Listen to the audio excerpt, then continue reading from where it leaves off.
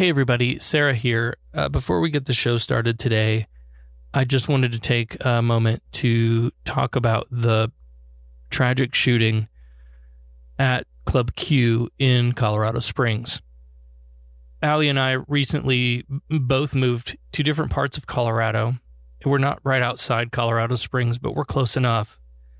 And we both moved from Florida to Colorado pretty recently. And so we were both in Florida for the Pulse nightclub shooting. And I think I was probably closer than Allie physically, but also the people that I knew that were involved, that had been there and left early. And so now we have another incident like this. And I wanted to take a moment before we start the show on behalf of myself, a member of the queer community, and Allie, who's an amazing ally, to say our thoughts are with you. And we're thinking about the families of the victims and the survivors. And to them and the broader community, we love you. Now on with Humanist Trek.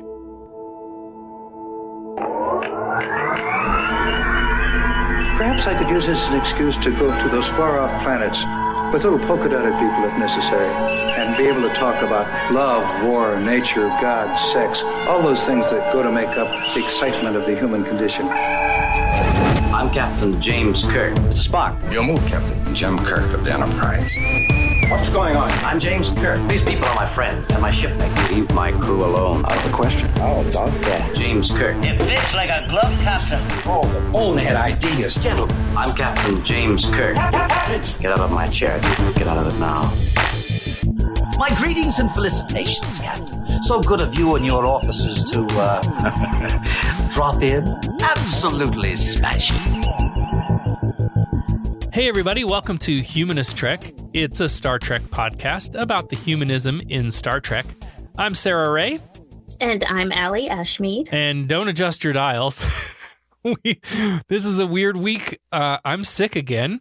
And because of that, we're recording remotely. So if we sound weird, that's why. Yeah, that's all right, though. Yeah, being sick sucks, though. Like, we just had another cold snap and a bunch of snow.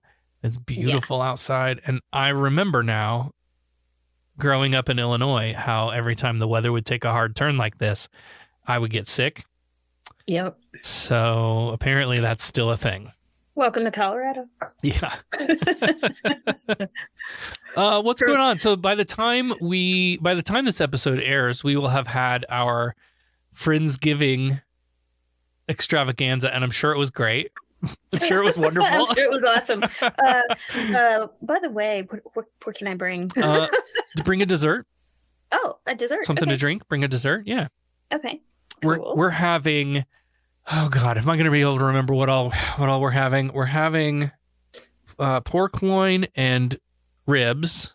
Because turkey, I don't like turkey. I've never been a big fan of turkey. Turkey's like cardboard. I don't like it. The only part that's good is the leg, honestly. Mm-hmm. And the breast ends up being so dry, and you just end up with so much fucking leftovers that, and then you end up throwing it away because you're sick of eating it after a week.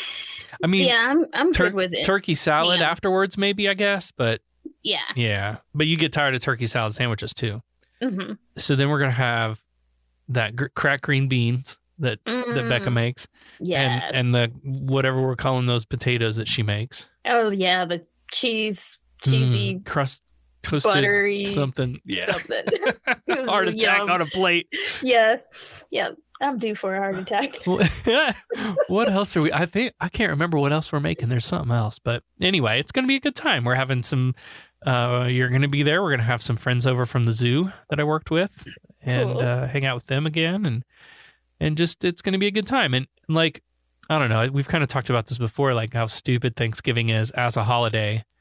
Yeah. But the opportunity, to get everybody together and have a meal and like enjoy each other's company. And that's great. So we're going to, take advantage of a week off. Yeah, do I'm that. looking forward to the 4-day weekend for me. So yeah. Awesome. All right. Well, let's get into our episode today then. It's Star Trek, the original series, Season 1, Episode 11, The Corbomite Maneuver. Sir, contact with an object. It's moving toward us. No visual contact yet. Deflectors, full intensity. Mr. Sulu. Yes, Captain. Anything on your scanners? It's coming at light speed. Collision course. Visual contact. Anything, over? All wavelengths dominated by ionization effects, sir. All engines full stop. So we start out on the bridge. There's some routine photographing taking place. They're creating some star charts. And we get a really fun overhead crane shot down into the bridge that I don't think we get to see that very often. But that was a cool directorial choice. Also, did you notice that Uhura is not only wearing the gold uniform instead of her red one, but she's also sporting the Madonna bra this time? Or with the pointy tips? Yeah. I did not notice that. I didn't notice. So she's not wearing red, she's wearing gold. Well, you know why? I think this was in production order. This was number 3. Yep. So this was another option that they were thinking about using as the pilot. So this was why it was still early on. So they hadn't refined, who was wearing what. And so that was probably why. So the flashing red light of death goes off, and Sulu reports that an object is traveling at light speed on a collision course. And you mentioned this on the previous episode. It's a cube spinning on the screen. Yeah, it looks like some kind of Rubik's Cube, but also, do you remember the video game Cubert? Yeah. Oh, yeah. That's what it looks like. It's one of those cubes. Yeah. But so they're not getting a signal from it, and when they finally make visual contact, they see this weird Cubert looking thing. And then suddenly this spooky audio of thousands of voices speaking all as one comes across the speakers. We are the board. Lower your shields and surrender your ships. Evasive maneuvers aren't effective. Every turn they make, the object matches. Finally, Spock orders a full stop, Captain to the bridge. This whole opening reminded me a lot of the Next Generation pilot Encounter at Farpoint. Right? So that's the one where they meet Q for the first time, and there's this sphere, he turns into a sphere and is following them, and then it the sphere turns into this big wall. I remember fence, like a freaking fence in the middle of space. Yep. I remember that. Yeah. So and there's other moments in this episode that remind me of that too. I'm sure we'll come to those. After the theme, we get a captain's log, and while all of this was going on upstairs, McCoy's got Kirk in sickbay for a quarterly physical, aka he's working out on that machine that you talked about before, where it's like it's like a stair stepper, but the stairs are in the wall, and it's so silly. It's a gratuitous shirtless, sweaty Kirk scene is what it is. Absolutely. Thank you very much. Any chance we can to get our leading man shirtless. Naked. Half naked. Uh-huh. So McCoy, this was interesting. McCoy sees the red flashy light, red alert light. But he doesn't tell Kirk. Yeah. I guess because he has trouble getting Kirk to do these physicals, that's a thing that's such a Star Trek trope. And I don't know if that comes from an actual military truth or not, but the idea that it's hard to get the commanding officer to come in and do their routine medical stuff. We see that with Picard too, I think. I don't remember. I don't remember seeing it with Janeway. I think they had they didn't do it. Evolved. They didn't. I don't remember them doing any annual anythings. Yeah, on Voyager.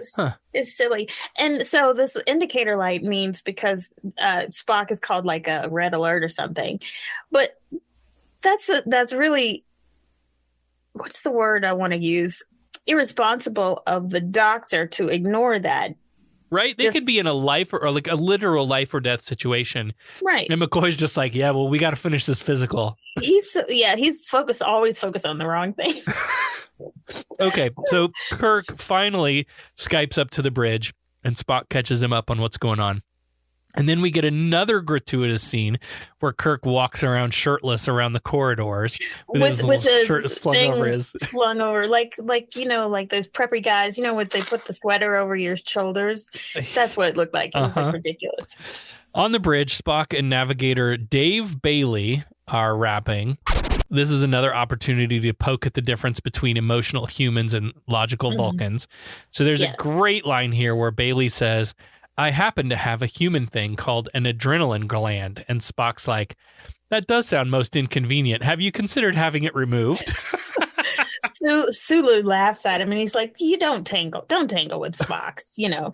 And the reason that they're having that whole conversation was when Kirk was heading to the bridge. He hadn't gotten there yet, and Bailey was squabbling with Spock about raising his voice because during the discovery of this cube, I guess Bailey said something and he said, "Why are you raising your voice?"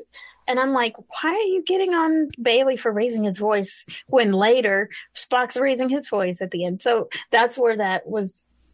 That we're talking about the adrenaline. Bailey has a lot of trouble this episode.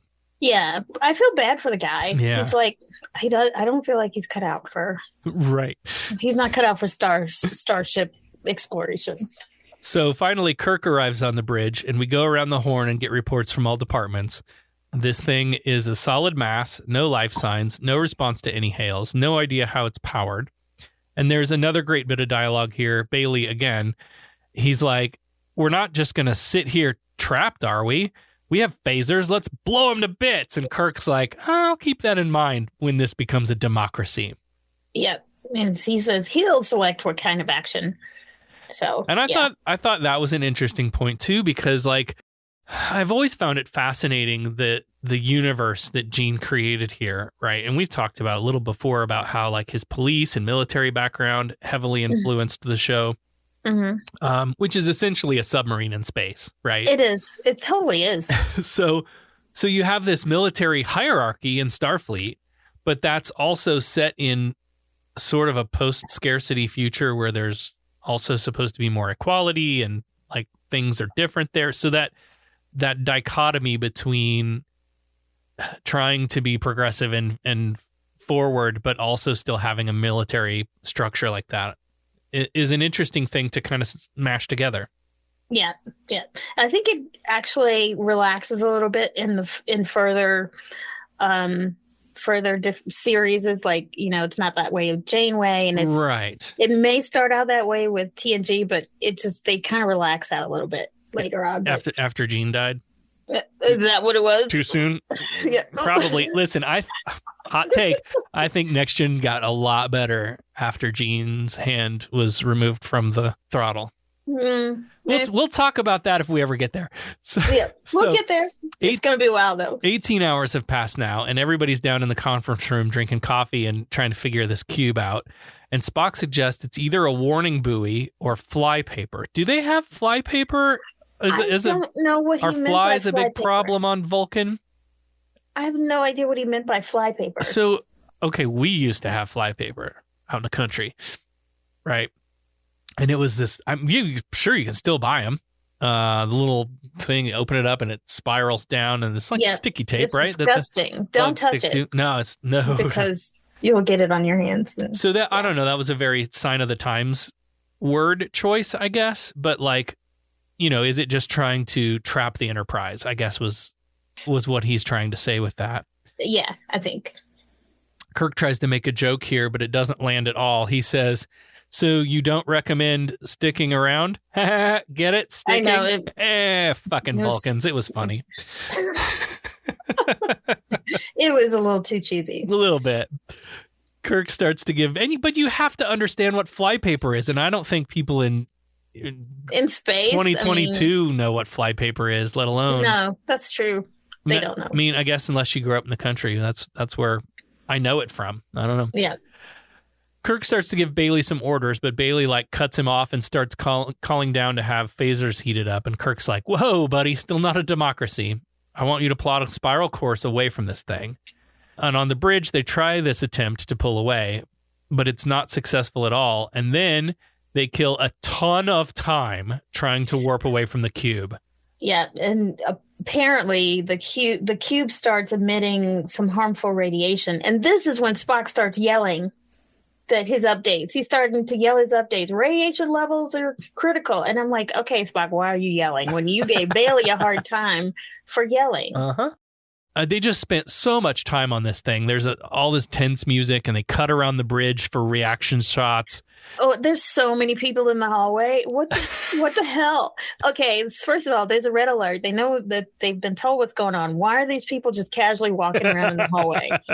Why don't they sit their asses down somewhere? Because they're just, like doing the fake explosion, the swing from side to side.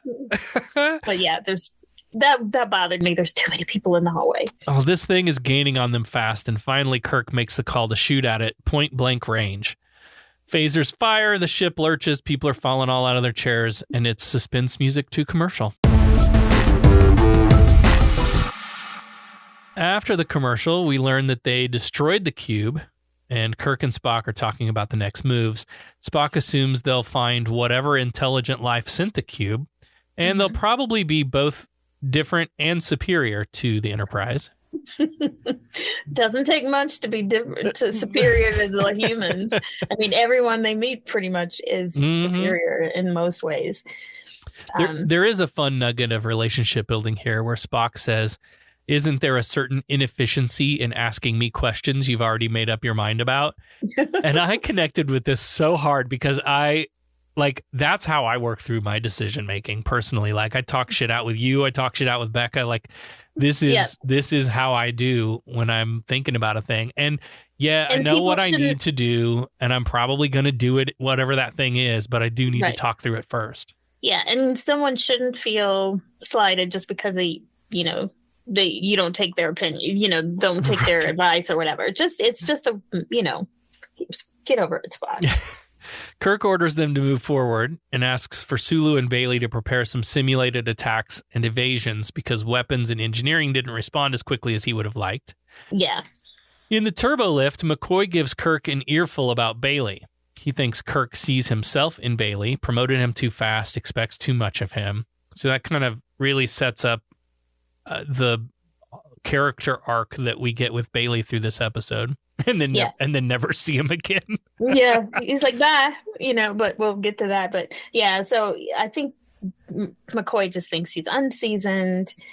And then he says maybe there's something about Bailey that reminds Kirk of himself 11 years ago. So he doesn't think Bailey's ready. So this conversation spills over into Kirk's quarters where McCoy pours out some drinks, and then apparently, McCoy changed Kirk's dietary restrictions and didn't tell him. So Rand walks in with some salad, and Kirk's like, "What?"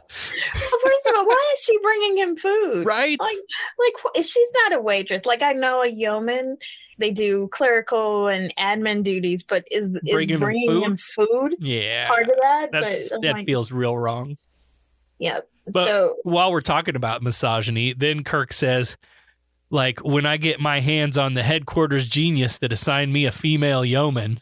And Doc's like, what does that mean? You don't trust yourself? Right? That plays so differently in 2022. Yeah. So different.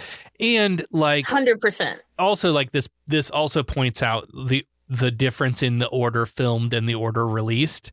Yes. Right? Because this was some bullshit we heard in the pilot. Right. So, it's weird. Is number 3. It's weird to have it come back. Well, it's because it's out of order. Yeah.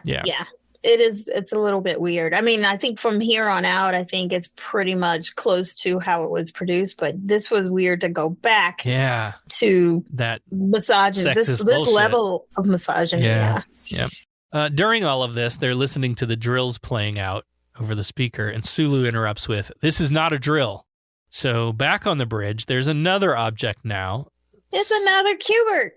Similar makeup to the cube, but a much higher energy reading. And this time it's a sphere. It's a sphere. It's a really cool, glowy gold sphere thing. And both of these ships look much better in the remaster, of course. Yeah.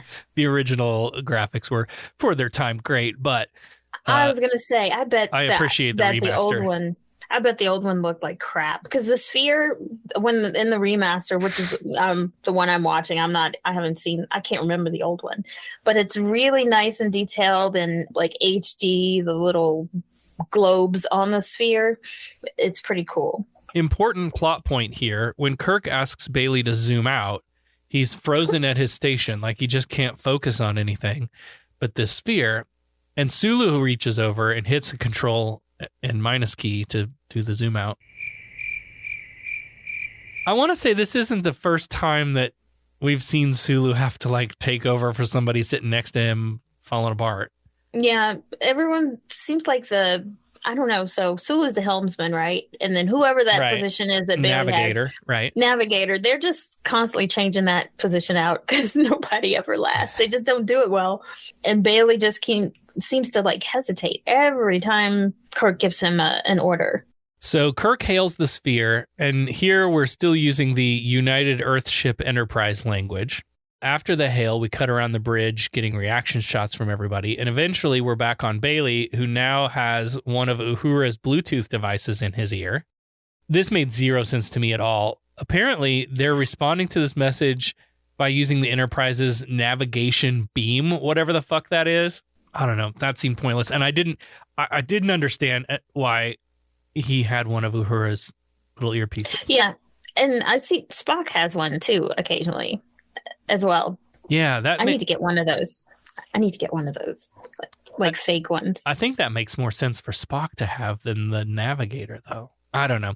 Anyway, it was weird. So Uhura puts the message on the speakers. This is Baylock, commander of the flagship Thessarius of the First Federation. And Baylock points out that they're a primitive and savage civilization. And this is another thing that reminded me of Farpoint, where Q puts humanity on trial for being a savage child race. Yeah. But guess what? Lurch is back. Lurch! You're right. Well, at least the voice of Lurch, anyway. Yeah. So Commander Baylock is actually the guy that played Lurch. And he also played, what was his name in the other?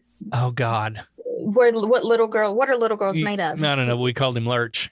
Yeah, we called him Lurch, but that wasn't even Rook. his name. Rook. Yeah. So. Kirk calls back and is like, hey, listen, man, we didn't know that cube thing even was a warning buoy, trying to explain, but then they're overwhelmed with exceptionally strong sensor probes everywhere.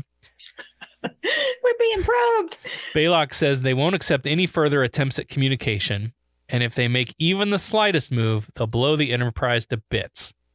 Spock says they're shutting down some of the Enterprise systems now, very sophisticated.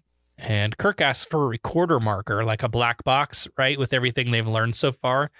To be. Oh, is that what that was? I see. He told Bailey to deploy the recorder marker, but I didn't know what that was. I'm pretty sure. Yeah, it's like my final communication back to Starfleet. We're about or to die. Right. Here's what happened to us. No. He tells Bailey to do it, to deploy it. Of course, Bailey hesitates again. He needs to be fired. But then he finally does. And then Lurch or Baylock destroys it. And then Baylock's like, look, we scanned you. Got to destroy you now, but I assume you have a deity or deities of some such belief which comfort you.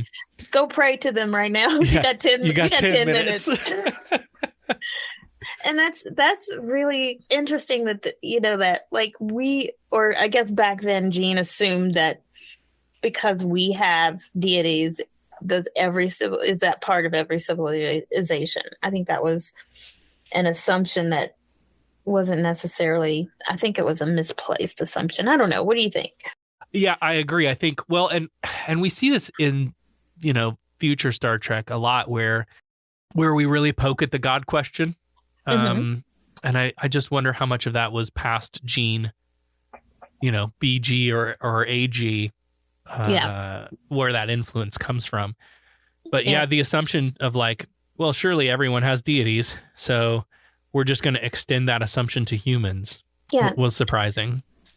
Scotty and McCoy arrive on the bridge, and McCoy mentions that Baylock's message was broadcast ship-wide, so Kirk does his own ship-wide call to the crew, reminding them that their greatest danger is themselves and an irrational fear of the unknown. And he argues that any civilization advanced enough for space travel should be advanced enough to interpret peaceful actions. Yeah. Well, I think, does he know? I think he knows Baylock is listening, I think Baylock is listening. Probably. I don't know. Yeah, probably. Yeah. So Kirk calls Baylock back and tries to negotiate a reversed course, like, really sorry for entering your space. We'll just slowly back out the door the way we came and never come back.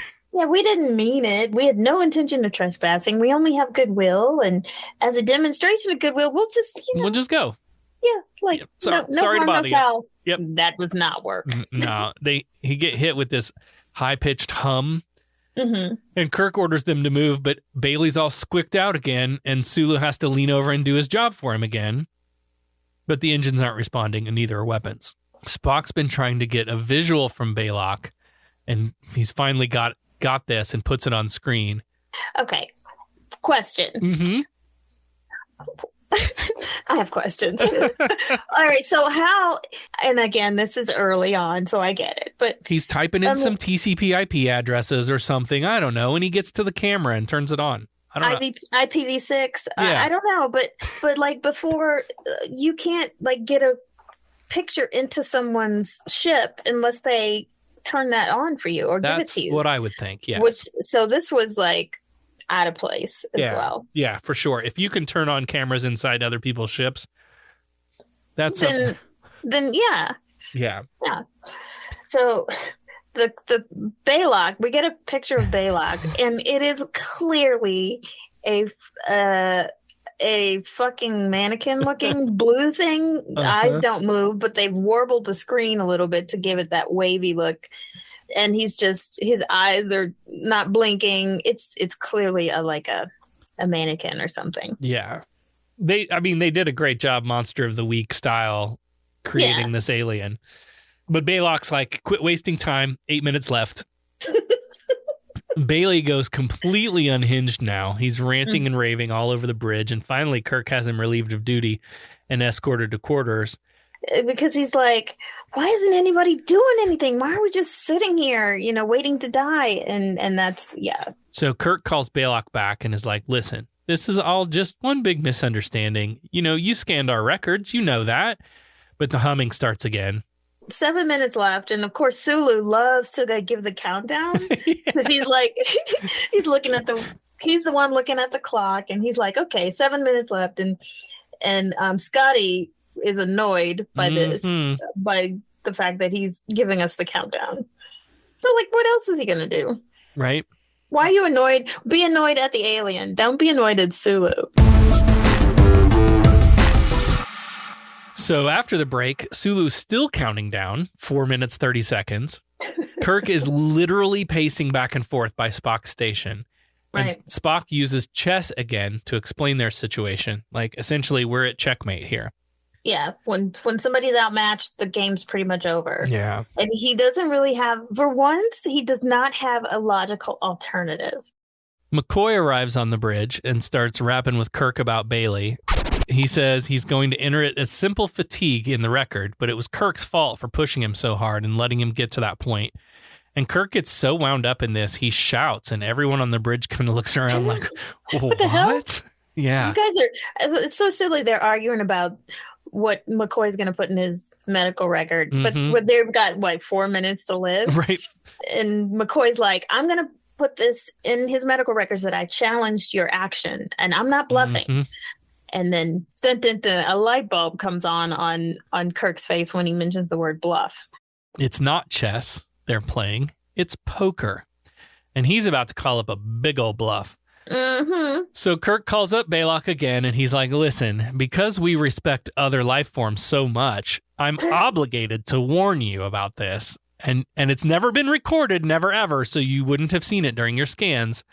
But see, we have a material and a device called Corbomite, which essentially uses the I'm rubber and you're glue method of returning any attack on us back to the attacker, destroying them.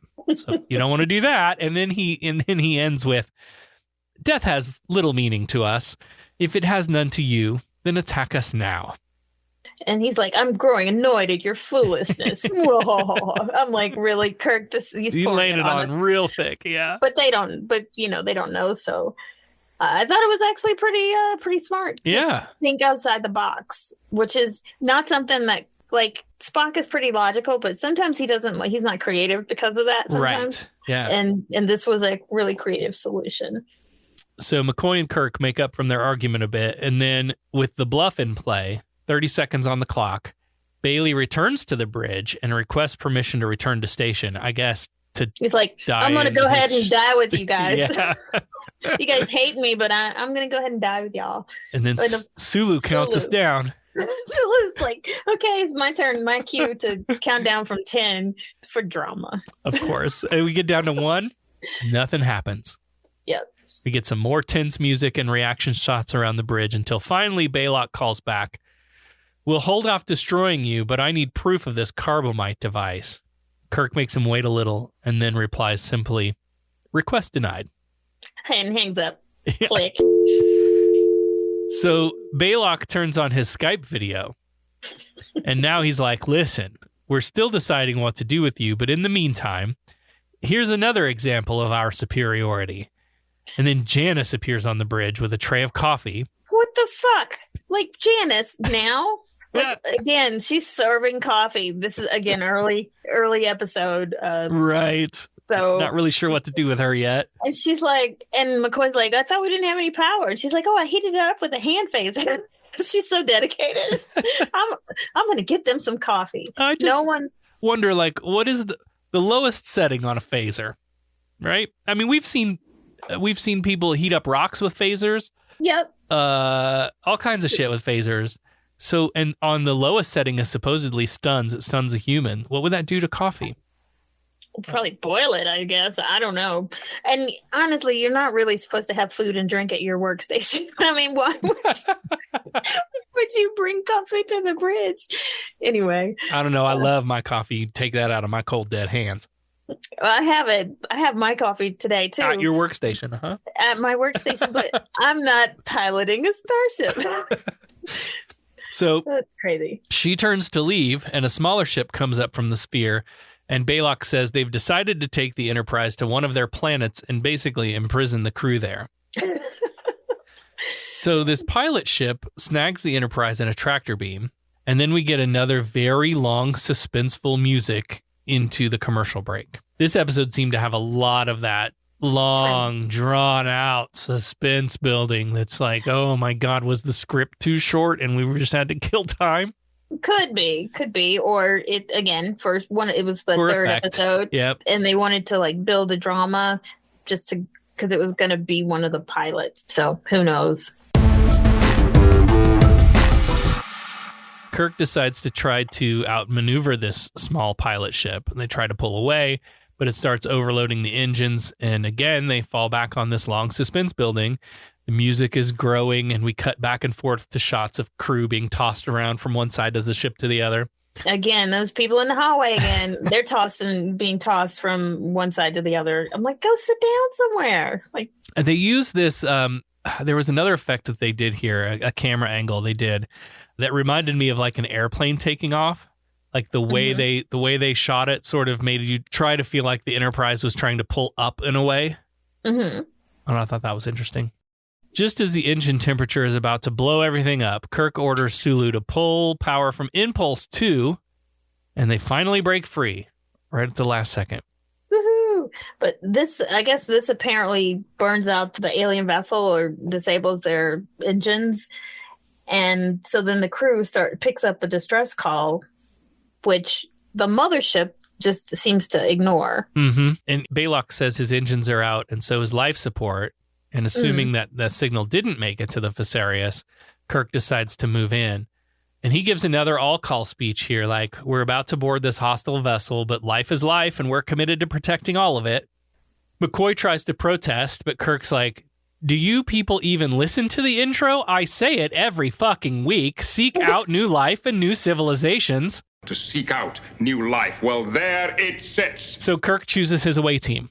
McCoy to deal with any injury, and Bailey because he feels bad for him, I guess. And gives him a chance to redeem himself. It's like a pity pick. Right, totally. Now, did you, when they were in the transporter room getting ready to beam over, what were they putting on? What was it that they were putting on this leather suede-looking belt? Belts? Mm-hmm. What is that? I want to say this is the last time we see those. So I was like, there was a point in the like costume design where you'd have to have something to hook your phaser and your communicator onto. So that's what this belt was for, was like to hook your phaser on one side and your communicator on it. But they did away with them, I think. Okay. I think this is the last one. Okay. It was design-wise, it made no sense to be a phaser holder. Yeah. I was like, it looks just like a piece of felt. And then they sort of like tucked it up underneath their shirts. Yeah. To try to hide it. Like, yeah. They didn't play very well, and they got rid of them, and I think that was a good choice. Yeah. On the transporter pad now, Scotty tells them to bend down a little bit because it reads as pretty cramped over there. So they all hunch over a little and beam out. And I couldn't help but think, like, what if they didn't bend over far enough? Right. Would like a sliver of their head materialize into the ceiling? Yeah. No idea. Anyway, they beam into the room and they were bending down just enough. But then this was dumb too, because they step out into a taller room. Yeah. Where they can stand up straight. So why didn't you just beam them into that room? Right? That was a whole like MacGuffin that I did not understand at all. It's so silly. It's so silly. But around the corner there sits Baylock, but it's not Baylock. It's a puppet. Yeah, it's a big puppet. Yeah. The real Baylock is behind them. This kid looks a little creepy. It's a child. Yeah, I got, when Becca asked us this question, I got very confused because for some reason, I thought this was a little person actor, not a child actor. So that's a bad one on me. I got that one wrong. But I did, while watching this episode, figure out the answer to the question here. So we'll talk about that later. This is a child. He's got these arresting blue eyes, but he's got to be like 8 or 9, I think. And they did a great job with the lip sync. So this child was talking, but there was a man's voice. Right. So great job with the lip sync. They really had that down back then. We suck at it now. and that was such like difficult technology back then too. Like that would have been a hard thing technologically to pull off. Mm-hmm. So this kid, he's apparently a hyper intelligent child. He's like, come aboard, and he makes them all sit, and he offers them a drink called try some Tranya, something like that. Looks like pineapple juice. Yeah, anyway. Tranya. It looks like pineapple juice in a martini glass, but they try it and they're like, oh, this is good, you know. Okay, again here, they kind of wait for Baylock to take the first sip to show that it's safe, but then they all just dig right in without a single scan. Like nobody's checking to make sure that this stuff is safe for them to drink. Yeah. I mean, and this was the alien that just threatened to blow them out of the fucking sky. But it's a little kid, and they think, oh, he's harmless, you know. And Kirk asks about the puppet, and Baylock explains that that's his alter ego, like Mr. Hyde to his Jekyll, so to speak. And Baylock says this was all a test to determine the crew's intentions. We learn that there is no crew. Baylock runs the whole damn thing from his little small ship and uses the puppet to frighten people away. But he does get lonely and could do with some company, he suggests, to exchange information and culture. And like without skipping a single beat, Kirk looks over at Bailey like, he's like, you're going. It's you, Bo. And you can stay. We need to get you off our ship. And Bailey's like, well, I guess I volunteer. Yeah. It's silly. Yeah. It's kind of weird. But yeah, so now Bailey is going to stay behind with the little guy and be like an ambassador or something. Yeah. For the Federation. Or, well, actually, it's not even the Federation yet. So Baylock walks Kirk and McCoy out to take a tour of the vessel, and a button on the episode is Baylock talking about how alike they are after all. The end. Weird. Very strange episode. Very strange episode. So let's talk about the humanist themes. if any. I got a couple. I'll go first. At the end, when Kirk decides to board Baylock's pilot ship, their choices were like leave and presumably let Baylock die from loss of life support, destroy Baylock's ship, or try to save him. And so there's the humanist theme that comes back time and time again in Star Trek, which is life is important and valuable and worth saving, even if that life might be a giant dick and set out to destroy you. Right. We still have things in common, and we're still, living beings in this universe. Right. And the thing that we do have in common with that alien life form is the fact that we want to destroy what we fear, or, we immediately go on the offense when we're encounter something that we don't understand. We think it's dangerous. I mean, there's always a good amount of caution you should have, but to the point where, I'm going to destroy you because I don't know your intentions or whatever. Yeah. And I guess then kind of the final thing that ties it all together, like, even despite obvious differences, even between enemies, there's likely a lot more that we have in common than is readily apparent. And this is something I talk a lot about in my activism work, right? Like, religious people aren't an enemy of the non-religious. We do have a lot in common. And if we can find ways to start on that common ground, perhaps we can work together on the shared goals that we do have, rather than make enemies of each other. And you're seeing a lot of that in politics today too, where we just, nope, my side's this side and your side's that side, and we can't possibly work together on anything anymore. So screw you. Kirk leaned real heavily on this throughout the encounter with Baylock. And like, he was just sure that a life form that advanced would also have developed compassion and empathy like we had. Right. Yeah. Yeah. Well, there's no dead to honor. Nobody died in this episode. Yeah, I'm bummed I don't get to spit mad bars with that, but it's good. It's all good. Can't win them all. That's right. But yeah, it was a fun episode. Not too deep, but. Well, then we want to thank our patrons. Thank you, patrons. Let's get right to business. Fine, I'm authorized to pay an equitable price. Federation has invested a great deal of money in our training. They're about due for a small return. Listen, we pay off percentages. We're entitled to a little service for our money, huh? Is this the way your citizens do business? Their right of petition? They pay their percentages and the boss takes care of them. Is there anything else? There are a lot of great ways to help support the show here, and one of the free ways to do that is to leave us a review or rating wherever you're listening to Humanist Trek. We'll be plucking some of those out to read on the show and feature on our website. One of the best ways to support us, though, is to give us some of your Federation credits by becoming a patron of the show. Patrons get early access to every episode, and we've come up with some merch ideas. There are some levels that have a Humanist Trek sticker, and we have added to the top level our Humanist Trek communicator badge. So if you want one of those, go over to patreon.com/humanisttrek and pledge to support the show. It goes a long way to helping us keep doing this thing. And our goal is to get through every episode of Star Trek filmed, so we got a long way to go. Yep. So yeah, join us for the ride. I assume you're loitering around here to learn what efficiency rating I plan to give your cadets. Trainees, to the briefing room. Is that all you gotta say? What about my performance? Aren't you dead? I don't believe this was a fair test of my command abilities. There was no way to win. There's no correct resolution. It's a test of character. Now, what is that supposed to mean? I am understandably curious. May I ask you a question? Who's been holding up the damn elevator? And now let's bring Becca back in for the exciting answer to this week's Starfleet Academy Cadet Challenge. Last time on Humanist Trek, you asked us,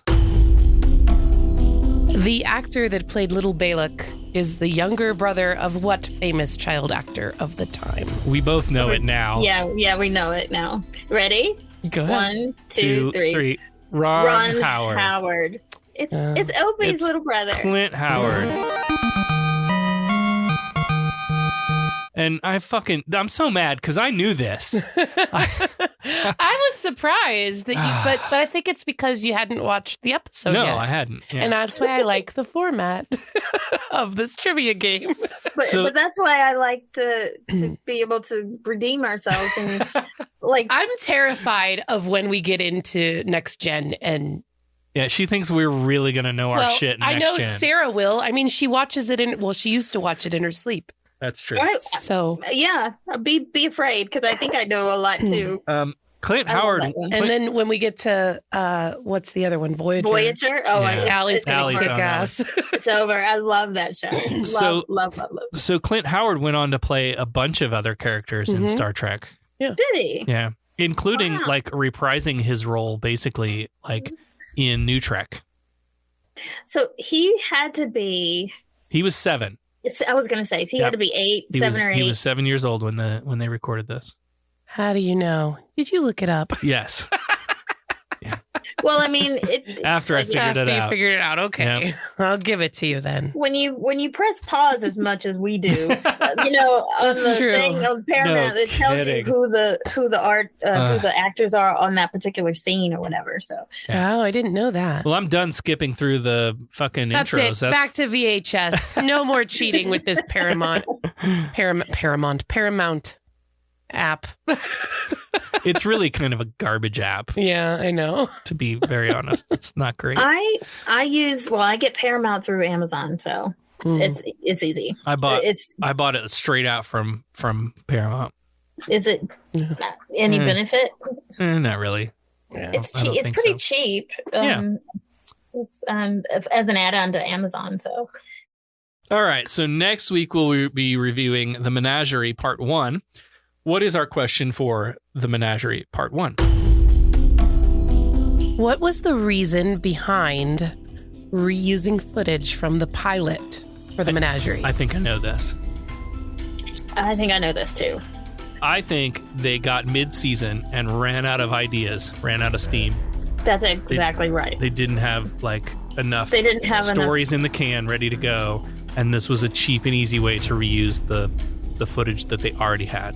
Yep. Final answer, lock it in. Yep, lock it in. And a lot of shows did this back then, where they had mid-season, they had some kind of it's a clip episode show. Flashback type of stuff. Where there was something's being questioned and they have to go flashback. So it was a time waster, but it was also a give them. So then they ended up splitting it into two. Yeah, thought a whole bunch and then they of had time. Had 2 weeks of just being able to get more material and better scripts or whatever. Because I think that was just Yep. I think episodes or series do that now still occasionally, just have that time waster episode. There is a classic episode of Star Trek The Next Generation, and this may be in season 1, where Riker is put into this machine, this device thing in sickbay, and these metal needles go into his head. Do you remember this one? And then he relives a bunch of old memories from things that happened earlier in the season. Same idea. Just an easy episode. Yeah, I think a lot of shows did that, and I hated it. That was always my least favorite episode in the series. Yeah. We've already seen it. We know it's going to be fine. So. All right. Well, we've locked in our answers. If you want to play along, no cheating, no Googling. Set a course for your nearest social media app and post your answer. Use the hashtag Starfleet Challenge, and we'll pick our favorite to be the winner. You can still play on Twitter. I haven't abandoned that ship yet. We still do have a Twitter account, but I'm watching the fucking dumpster fire burn. Yeah. I try to not say things on the show that won't be evergreen, right? That if you listen to this 10 years into the future, it doesn't pull you away from. But holy shit, that whole thing is something else. Hey, it's going to be part of. It's part of American history, or not American history, but just part of world history. World history, this whole dumpster fire, as you said. Well, next time on Humanist Trek, Season 1, Episode 12, The Menagerie Part 1, Spock hijacks the Enterprise to return an injured Captain Pike to Talos 4. And we'll see you next week for that episode. Live long and prosper. Kapla. Humanist Trek is available wherever you replicate your podcasts. Follow us on all the social medias at Humanist Trek. Become a patron at patreon.com/Humanist Trek. Open hailing frequencies to podcast@humanisttrek.com and visit our website, humanisttrek.com. Humanist Trek is a production of Sarah Austin Media.